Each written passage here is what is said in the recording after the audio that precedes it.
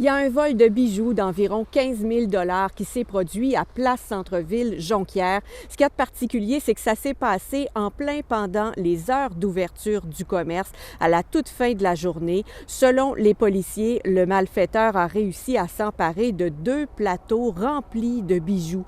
Le suspect a pris la fuite et n'a toujours pas été retracé. Une enquête criminelle a été ouverte par le service de police de Saguenay et le service d'identité judiciaire a été dépêché sur place. Les policiers demandent la collaboration du public. Ce qu'on demande aux gens, c'est si vous étiez dans le secteur de Place Centre-Ville hier soir vers 17h, si vous avez vu un individu prendre la fuite à pied ou à bord d'un véhicule, que vous avez remarqué certains détails, de bien vouloir nous les partager.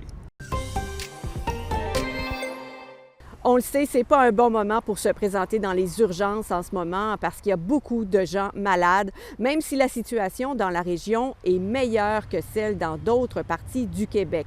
À l'hôpital de Roberval, le CIUS doit instaurer des mesures spéciales pour réorienter les patients. Il y a 2 appareils médicaux qui sont brisés, ce qui cause un engorgement.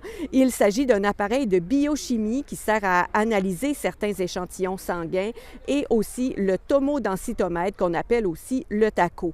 Le bris cause des délais pour les patients et c'est pourquoi seuls les patients prioritaires sont pris en charge.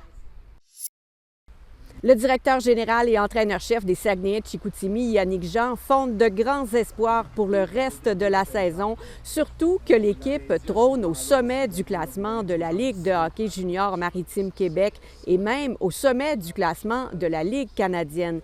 Il a fait le point hier sur la période des transactions, lors de laquelle il a acquis 6 nouveaux joueurs. Yannick Jean estime maintenant avoir toutes les pièces en main pour célébrer un championnat en 2026. Ce serait la première fois depuis 1994 pour les Saguenayens. Par ailleurs, il y a 2 membres de l'équipe qui viennent d'être nommés joueurs du mois en décembre dans la Ligue. Il s'agit de Maxime Massé comme attaquant du mois et d'Alex Wang comme défenseur. Alors, ça promet pour le reste de la saison. Le prochain match au Centre Georges Vézina aura lieu ce vendredi. Bonne journée!